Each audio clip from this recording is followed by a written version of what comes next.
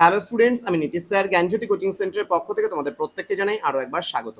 তো স্টুডেন্টস, আজকে আমি তোমাদের সঙ্গে আলোচনা করব এনইপি 4 ইয়ার আন্ডার গ্র্যাজুয়েট প্রোগ্রামের অধীনস্থ যে সমস্ত ছাত্রছাত্রীরা 4th সেমিস্টারে বাঁকুড়া ইউনিভার্সিটির অধীনস্থ বিভিন্ন কলেজগুলোতে পড়াশোনা করছো তাদের জন্য আজকে এমএনসি পলিটিক্যাল সায়েন্সের সাজেশনস নিয়ে আলোচনা করব। অবশ্যই তোমাদের আজকে তৃতীয় অধ্যায় থেকে কি কি পড়বে এই নিয়ে কিন্তু বিস্তারিত আলোচনা।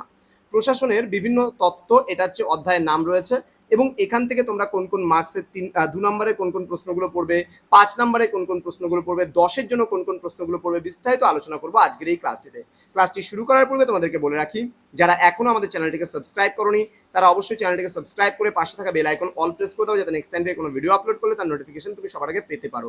অনলাইনে তোমরা যদি আমাদের কাছে যুক্ত হতে চাও, নোটস পত্র নিতে চাও, তাহলে অবশ্যই যোগাযোগ করো আমাদের অফিসিয়াল নাম্বার 7076398606 নাম্বারে অথবা 6295916282 নাম্বারে। তোমাদের টোটাল কোর্স ফি থাকছে শুধুমাত্র 499 টাকা পুরো প্যাকেজের। এবং তোমরা যদি কেউ ভেবে থাকো যে শুধুমাত্র একটা সাবজেক্ট আমাদের কাছে পড়বে, তাহলে 199 রুপিসের বিনিময়ে তোমরা সেটাও কিন্তু পড়তে পারো। তো প্রশ্নমান 2-এর জন্য তোমরা কি কি পড়বে চলো জেনে নেই। প্রথম প্রশ্ন, হারবার্ট সাইমন এর লেখা বইটির নাম কি? বৈজ্ঞানিক ব্যবস্থাপনার জনক কে? দেন বৈজ্ঞানিক ব্যবস্থাপনা এর মূল দুটি উপাদান উল্লেখ করো। দেন বৈজ্ঞানিক ব্যবস্থাপনার মূল উদ্দেশ্য কি? দেন বৈজ্ঞানিক ব্যবস্থাপনার মূল নীতিগুলি কি কি? দেন কয়েকজন বৈজ্ঞানিক ব্যবস্থাপনার তাত্ত্বিকের নাম লেখো। দেন রয়েছে the study of public administration and scientific management, এই বই দুটি কার লেখা? পরবর্তী প্রশ্ন, ভাড়ারপণ বা ক্ষমতার প্রত্যাবর্তন বলতে কি বোঝায়? দেন এনপিএম এর অর্থ কি? ভাড়ারপণ এর দুটি সুবিধা উল্লেখ করো। মানবিক দৃষ্টিভঙ্গি কি? তার প্রধান প্রবক্তা কে? নেক্সট রয়েছে জনপ্রশাসনের আচরণবাদী দৃষ্টিভঙ্গি কি? এই দৃষ্টিভঙ্গির সঙ্গে কার নাম জড়িত? দেন হার্থান গবেষণা কি? মানবিক সম্পর্ক তত্ত্বে তোমাদের সংগঠনের কর্মীদের কি কি ভাগে ভাগ করা হয়? দেন বার্নার্ড রচিত দুটি গ্রন্থের নাম লেখো। দেন সাইমন এর প্রশাসনিক তত্ত্বকে আচরণ বিকল্প মডেল বা প্রতিরূপ বলা হয় কেন? দেন আচরণ বিকল্প কি? দেন মানবিক সম্পর্ক তত্ত্বের প্রধান সূত্রগুলি কি কি?